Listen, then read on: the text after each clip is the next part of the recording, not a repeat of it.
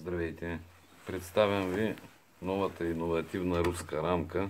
Наскоро в YouTube гледах клип с Алфер Габдулович, руски учен, който с още двама, Мария Анатолиевна и Николай Александрович, правят откритие. Мерили са в естествените рояци как се изграждат питите и се оказва, че вътре, където е пилото, разстоянието е 9 мм. Движи се между 9-9,5 мм. Освен това има надлъжни прегради между самите пити, затварят пилото, за да има двустранна вентилация, не четиристранна, както и в нашите кошери. И предлагат рамка с при рута, тук разстоянието е 12,5 мм. А те предлагат рамка, разстоянието между летвите трябва да бъде 9 мм. Ако се вижда, трябва да бъде 9 мм и това разстояние. И какво се постига по този начин? Значи, постигаме двустранна вентилация. Сега ще го видите. Его. Няма четиристранна. Вентилацията е само отгоре, отдолу нагоре или отгоре надолу. Зависи на къде ще насочат потока пчелите. Освен това, оказва се, че при този начин в момента 80% от пчелите са вътрешно кошерна пчела. Грижат се за пилото, чистачи и т.н. Ако рамките не бъдат направени по този начин, остават 20% пчели в кошера, а другите отиват да събират нещо навън. Провели са експерименти, в YouTube може да ги видите. Казва се иновативна рамка. Много интересно.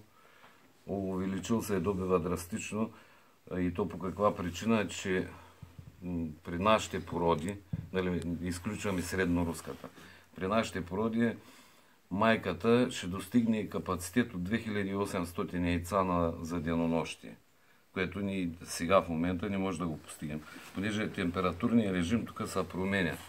Другото, което действа на акара.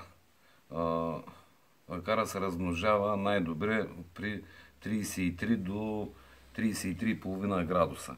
А те са установили, че когато разстоянието е 12 мм, по-голямо, пчелите гледат пилото на долна граница, на 33 градуса. А като съберат рамките, пчелите гледат пилото на горна граница, или ще рече около 35 градуса, сега не знам точно, 35,5 може би. Това пък възпрепятства размножаването на акара. И много интересно. Си решихме да пробваме, си правим рамки с горна летва. Това е за фара рамка. Горна летва 1 см, странична 1 и долна 1 см. И ги сглобяваме така.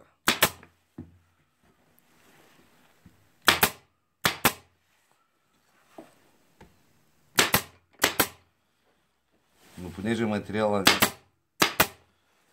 с дебелина 2,5, трябва да сложим летвички, които са 4,5 мм дебели. Като ограничително задължително условие е да бъде отгоре до долу, заради вентилация. И за да проверим какво ще се получи на пролет.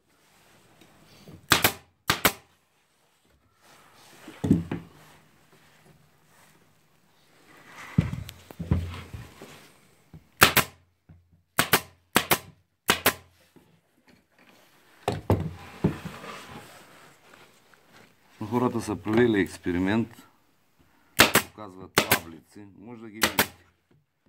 Иновативна е рамка и ще видите много интересни неща там, свързани с това откритие, което може да се окаже и революционно, кой знае.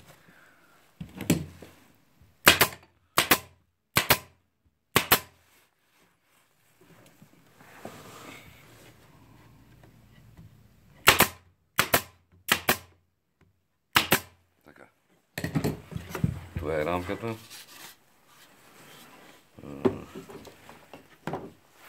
И да и бележим средата.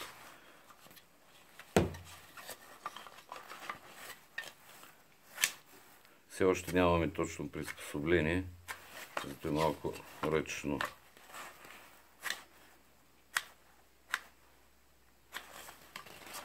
Ако можете, тая летва би трябвало да бъде 34 мм и да се вкопаят ушички, нали, да влезе летвата вътре. 2,5 литра. 2,5 горе, 2,5 долу. 9 мм сборно разстояние между рамките.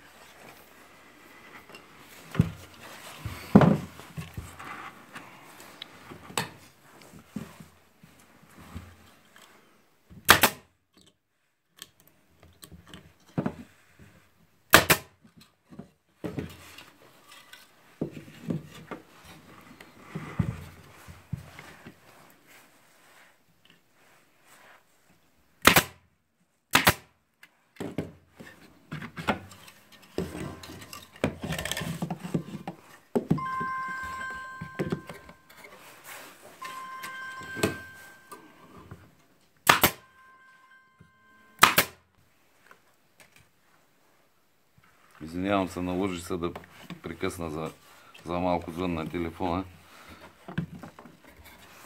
Всеки може да си направи китайски пистолет на Райдър. Ето го. Може да се сложи тук ограничител, ама по-натам.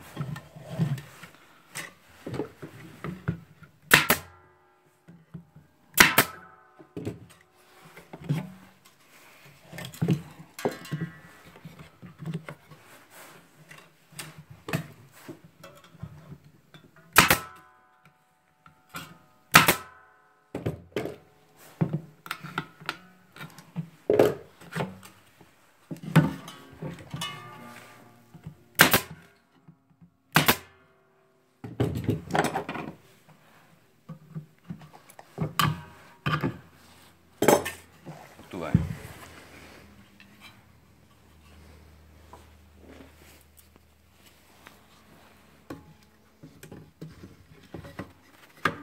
Десет рамки или колко остава.